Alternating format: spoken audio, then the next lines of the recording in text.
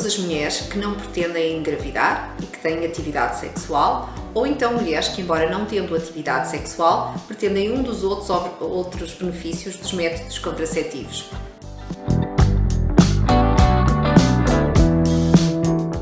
Os métodos contraceptivos mais utilizados são os contraceptivos orais combinados, o preservativo masculino, o implante subcutâneo com prostativo, o dispositivo intrauterino de cobre ou medicalizado e depois outros, como por exemplo o anel vaginal ou mesmo os sistemas transdérmicos com estroprostativos.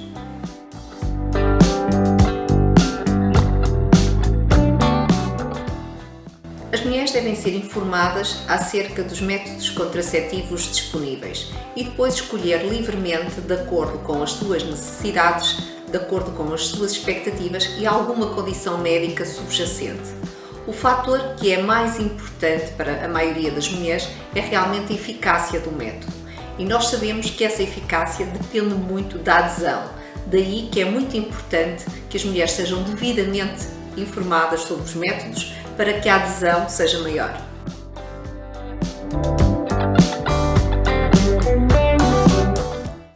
A eficácia dos métodos contraceptivos pode ser avaliada pela percentagem de mulheres que, ao fim do ano de utilização de um método contraceptivo, têm uma gravidez não planeada. Assim sendo, o preservativo masculino tem uma percentagem de gravidez não desejada ao fim do ano de utilização habitual que ronda os 15%. Logo, em termos contraceptivos, não é um método muito eficaz. Deverá ser associado a uma pílula, principalmente nas mulheres mais jovens. Se repararmos, a eficácia dos métodos hormonais combinados é bastante maior. A percentagem de gravidez não desejada ao fim do ano de utilização é só de 8% e depois temos ainda outros métodos mais eficazes, como sejam os métodos de longa duração, ou seja, o implante subcutâneo com prostativo ou o sistema intrauterino, ou seja, o DIU medicalizado. Depois há ainda outros com eficácia também elevada, como seja, por exemplo, a esterilização definitiva.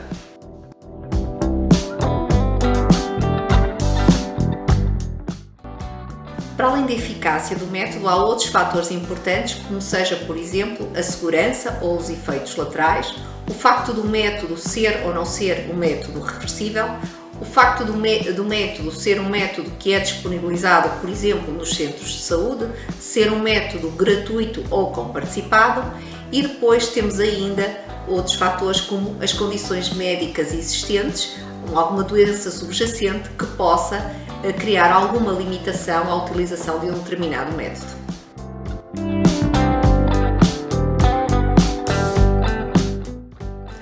As embalagens de pílulas, portanto pílulas combinadas de estrogénios e prostativos, a maioria delas tem 21 comprimidos, ou seja, deve ser tomado um comprimido diariamente durante 3 semanas, ao qual se segue uma pausa de 7 dias. No entanto, há outras pílulas, mesmo pílulas com estroprostativo combinadas, que vêm embalagens de 28 comprimidos e, nesse caso, devem ser tomadas continuamente durante 4 semanas e, na última semana, habitualmente, há comprimidos placebo e nessa semana vai ocorrer uma hemorragia de privação. As pílulas com prostagénio são pílulas contínuas, todas elas com prostativo e, portanto, não há pausa e a mulher deve tomar continuamente. Vamos agora falar em relação às pílulas com estroprostativo. Em caso de esquecimento, se a mulher se esquece de apenas um comprimido, aquilo que deve fazer é tomar o comprimido esquecido o mais brevemente possível, no dia seguinte, por exemplo, e não precisa de utilizar adicionalmente o preservativo nos 7 dias seguintes, porque isso porque a eficácia da pílula não vai ser alterada. Se houver um esquecimento na primeira ou segunda semana da pílula de mais do que um comprimido, ou seja, se a mulher se esquecer da toma de 2 comprimidos, aquilo que deve fazer é, nos 2 dias que se seguem ao esquecimento, em vez de uma pílula, vai tomar 2 pílulas e, adicionalmente, vai utilizar o preservativo durante 7 dias, caso tenha relações sexuais. Se esse esquecimento das 2 pílulas ocorrer na 3ª semana da toma da pílula, o que se recomenda é que reinicie outra embalagem e, adicionalmente, utilize o preservativo masculino caso tenha relações. Se a mulher se esquecer de 3 ou mais pílulas, o que está recomendado é reiniciar uma nova embalagem e usar o preservativo adicionalmente nos primeiros 7 dias após o esquecimento.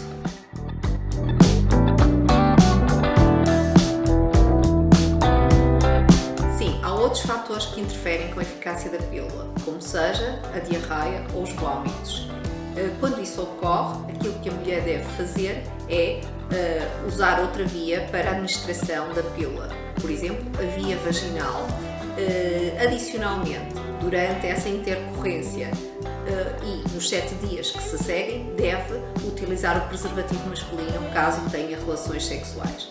Há ainda também fármacos que interferem com a eficácia da pílula, como seja a carbamazepina, o fenobarbital, a erva de São João, o topiramato, alguns antivíricos.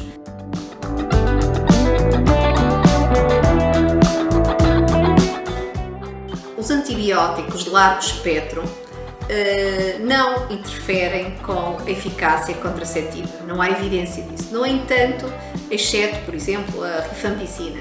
No entanto, aquilo que se sabe é que os antibióticos alteram o ciclo enterohepático e podem realmente afetar a eficácia por esse mecanismo. Daí que, quando se utiliza um antibiótico concomitantemente com a toma da pílula, durante a toma do antibiótico e nos 7 dias que se seguem à toma do antibiótico, se a mulher tiver relações sexuais, deve utilizar o preservativo masculino.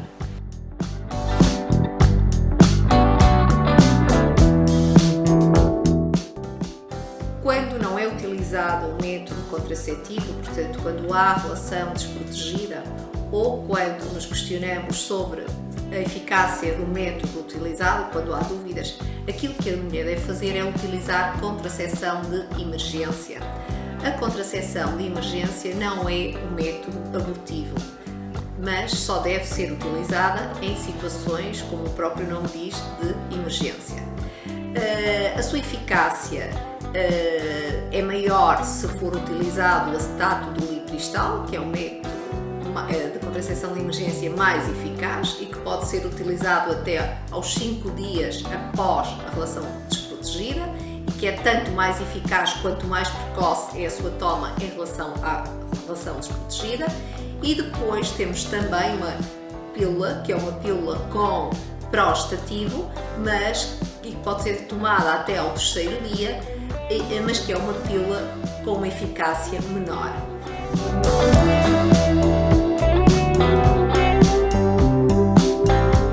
Quando a contracepção de emergência falha, aquilo com que nos deparamos é uma gravidez não desejada.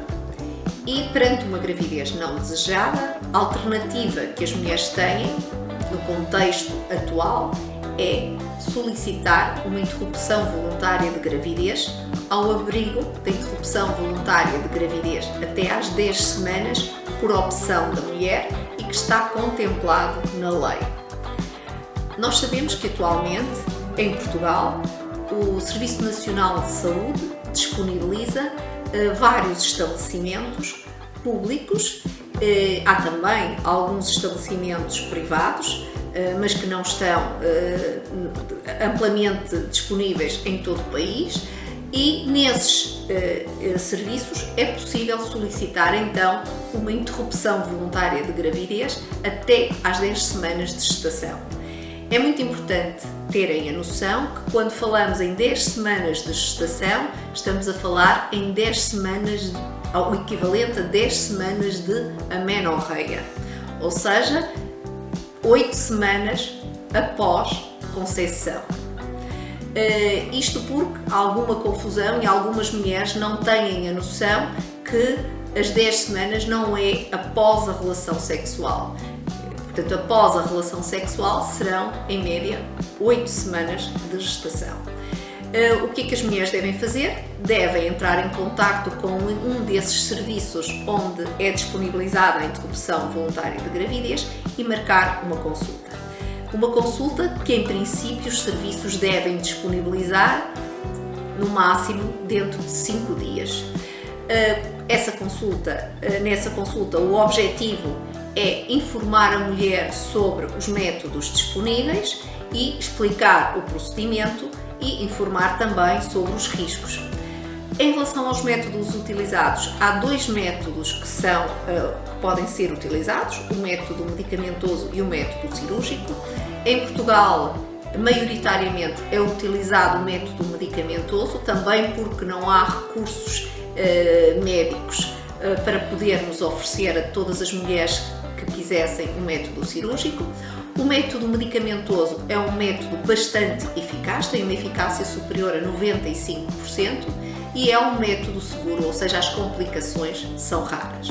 Portanto, o que é explicado à mulher nessa primeira consulta é realmente em que é que consiste o método medicamentoso. Eu posso aqui dizer-vos que aquilo que habitualmente se faz é marcar uma segunda consulta que, de acordo com a atual lei, só é marcada 3 dias, com um período, tem que ter um período mínimo de um intervalo de 3 dias.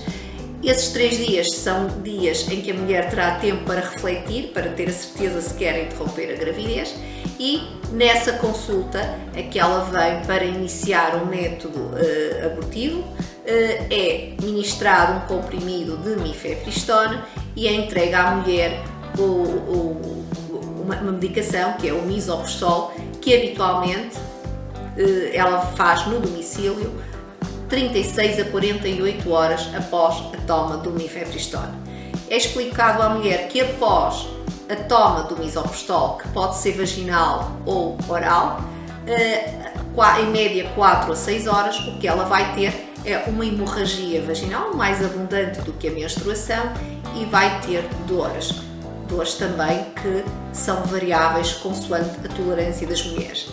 É-lhe prescrita medicação analgésica, é explicado que, para além das dores, pode ter vômitos, pode ter febre, pode ter diarreia, é aconselhada a fazer o procedimento acompanhada ou tendo algum familiar por perto. Se surgir alguma intercorrência mais grave, aquilo que é recomendado à mulher é que recorra a qualquer serviço de urgência de ginecologia ou obstetrícia. A maioria das mulheres não necessita de vir à urgência e vem depois a uma consulta que é marcada cerca de 2 semanas após o início do procedimento. Consulta essa em que o objetivo é fazer a confirmação de que a interrupção voluntária de gravidez foi bem sucedida e é também feito aconselhamento contraceptivo.